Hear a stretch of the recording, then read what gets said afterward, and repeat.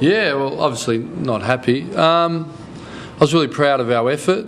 I think it's been it was going to be interesting to see our attitude round one to playing football again, like real football, and I thought it was first class, our attitude, to be honest. I don't think anyone could question our endeavours and our hardness and our pressure. And look, I thought there was patches where we didn't play exactly how we wanted to, but as a coach, to walk in knowing that your playing group are going to give that sort of effort round one, against what is a quality opposition, new coach, losing star players, one of their guns gets knocked out early. So I thought it was a real physical battle, a really intense battle. I'm really proud of our group. Yeah, to be 20 points up, it's sort of not like us to let it slip. And what we learn when you get given great effort by your players, it then is easier to break down what went wrong. And there's a couple of obvious things. Obviously, late, 50 seconds ago, we had two opportunities. We didn't have to kick it in, and we didn't have to play on, and that's something we would never do in that situation. So as a game situation, we learned from it, but it's a costly error. It's 4 points, and we've been great in prelim finals at really those tight, tough ones, making the right decisions, good leadership, get you through. And clearly, as a coaching and playing group, we didn't nail that game situation, which has been ultimately...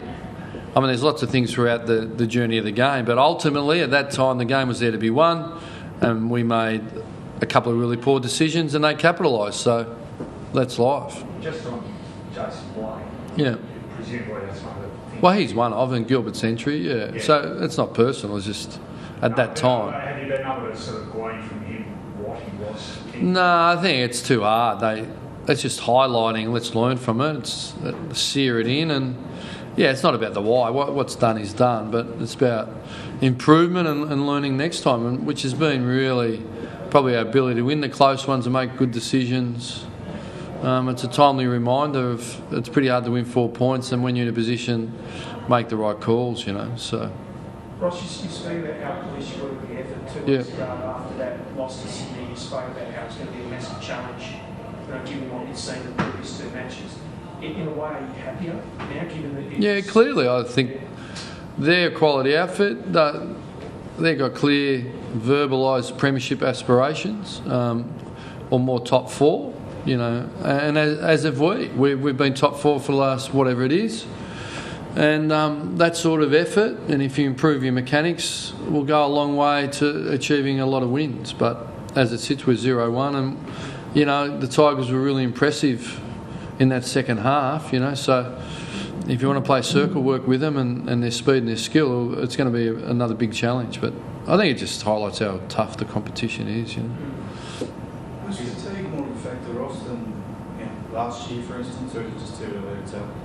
Has it gone well? Yeah, I think it's too early to tell. I think we know last quarters in AFL footy, particularly round one, things open up and you've got to use the ball well, and then it becomes a bit of jungle ball. That's no different from last year.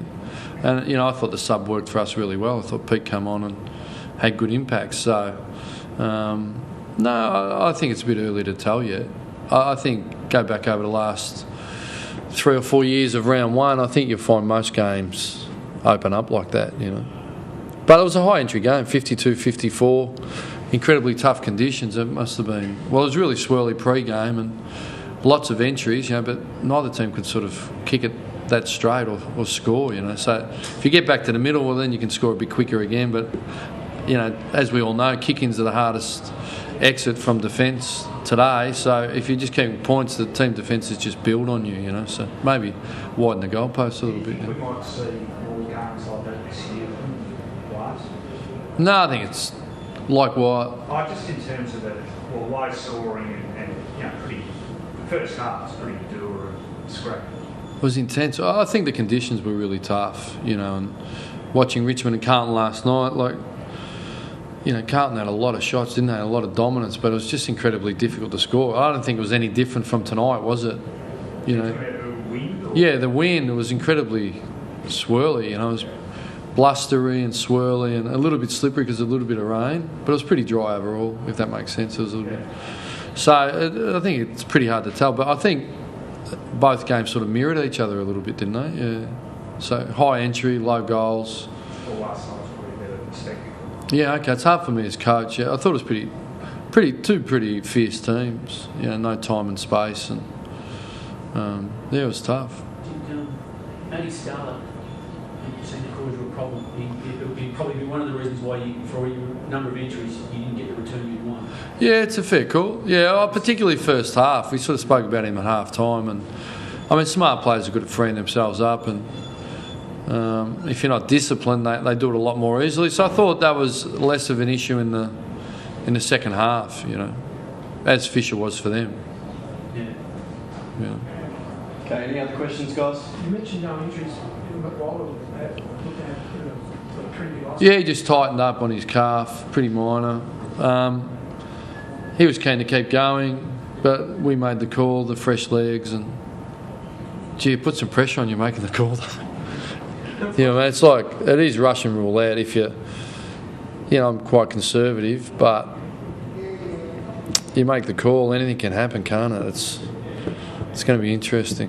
Just on that one more, are we going to see a range of player types filling that position, or do you think you're always sort of going to go for like a peak or No, I think it'd be what you're made up of inside your 22, what you got a lot of or what you haven't got a lot of, you know. So, but I know we spoke about it probably 3 or 4 times before we subbed and went to do and thought the risk is enormous. Do you know what I mean? And if you lose, we went to sub and then Milne looked like he was gone, and so it is Russian roulette. It's interesting, you know. It's all part of the business. You know. I think you'll make the decision more on who will be the sub more on your own, as you said, or will it be dictated by the opposition as well, and how you can maybe exploit them during the game if you sub on. Yeah, I don't know. I have to think about that one.